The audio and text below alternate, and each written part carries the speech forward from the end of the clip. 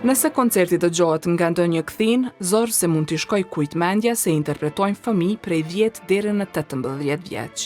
Me program sfidues, saktësi të admirueshme e goxhamjeshtri prej muzikantësh, nxënësit e shkollës së mesme të lartë të muzikës Prank Jakova në Prishtinë kanë festuar 75 vjetorin e themelimit të institucionit. Ka nisur me Allegro, duke i dhënë jetë klasicizmit nëpërmjet Wolfgang Amadeus Mozartit.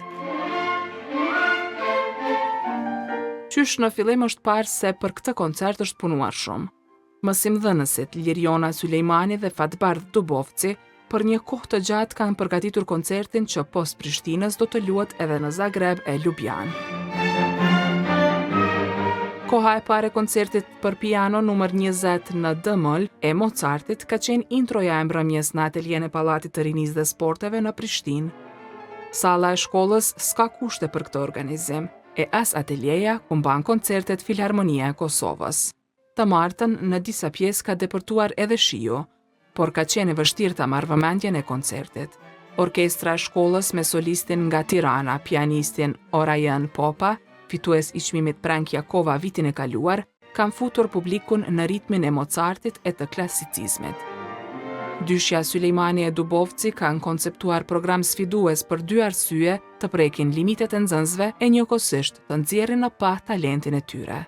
Sulejmani e ka dirigjuar koncertin. Pas Mozartit ka qenë radha e Johann Sebastian Bachut. Të paktën në këtë koncert, orkestra ka dominuar në raport me interpretimin e korit, i cili po ashtu ka qenë i përgatitur dhe ka interpretuar vepra sfiduese si ato të Anton Bruckner, Camille Saint-Saëns e Rafet Rudit. Janë veçuar me veprën e Rudit, ishin 2 kunata të cilën e kanë interpretuar mjeshtërisht. Padyshim se në Kroaci e Sloveni, orkestra dhe kori do të tingëllojnë shumë më mirë. Shkolla Prank Jakova është prej atyre me kushtet më të dobta në vend sa u përket hapësirave ku mbahet mësime e sidomos atyre koncertale. Drejtoresha e këtij institucioni, Jeta Dida Bujari, ka thënë se zakonisht koncertet e fundvitit apo ato festive në përvjetor janë të jashtëzakonshëm. Ka thënë të jetë shumë krenare dhe e privilegjuar që drejton një shkollë të tillë ku ka as shumë talent siç janë parë edhe në koncert. Ju me siguri keni mund ta vëreni sonte këtu në këtë koncert se gjithmonë prej shkollës muzikës dalin artistë të mëdhenj, të cilët me të vërtetë japin kontributin e tyre në çdo sferë të artit muzikor në vend, por edhe jashtë vendit, sepse kemi artistë muzikor të cilët janë shkolluar në shkollën Prank Jakova dhe tash janë profesor eminent në për universitete të ndryshme të botës. Kështu që ky fakt na gëzon. Sipas Dida Bujarit, nxënësit e shkollës Prank Jakova janë pjesë e Filharmonisë së Kosovës dhe ky është një zinxhir i cili duhet të përkrahet nga institucionet shtetërore. Kohëve të fundit është lajmëruar se shpejt do të nisin procedurat për ndërtimin e objektit të ri. Kjo është një zinxhir i cili duhet të përkrahet nga institucionet shtetërore, nga Komuna e Prishtinës, të përkrahen thjesht edhe ndërtimi i këtyre institucioneve, sepse edhe Filharmonia mungon, edhe Shkolla e Muzikës, edhe Fakulteti i Arteve, të gjitha i kemi në mungesë. Kështu që inkurajoj të gjithë politikbërësit që të mendojnë thjesht për këtë fakt i cili ishte dashur të përmbushet gjithsesi. Dirigentja Liriona Sulejmani ka thënë se bashkë me kolegun e saj Fatbardh Dubovcin, i cili është edhe përshtatës i veprave të koncertit, tash e 3 vjet janë munduar që të përfshijnë vepra sa më sfiduese për moshën e nxënësve që janë pjesë e orkestrës dhe korit, që t'i zhvillojnë sa më shumë profesionalisht dhe të kaliten sa janë të vegjël, në mënyrë që talentet të avancojnë shpejt.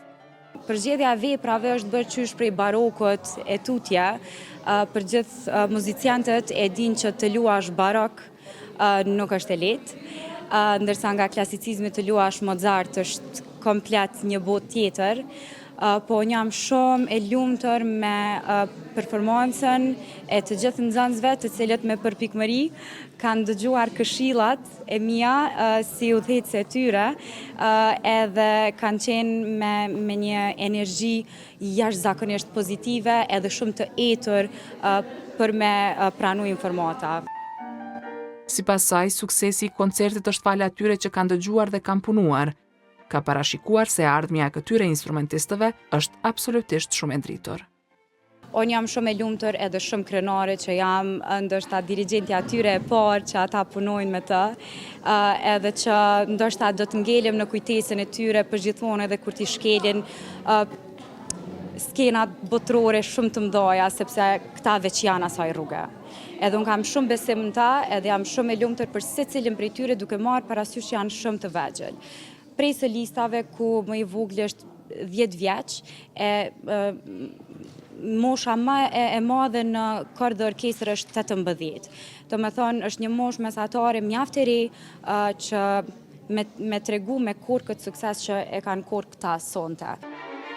Kushtet më të mira për punë e koncerte i ka parë si të domosdoshme. E fundit në program ka qenë vepra vokalo-instrumentale Tikko Tokko no Fuba për fizharmonik, kor dhe orkestër e Zekwinja de Arbreut, me solist Eres Laqin, nxënës i Shkumbem Miftarit.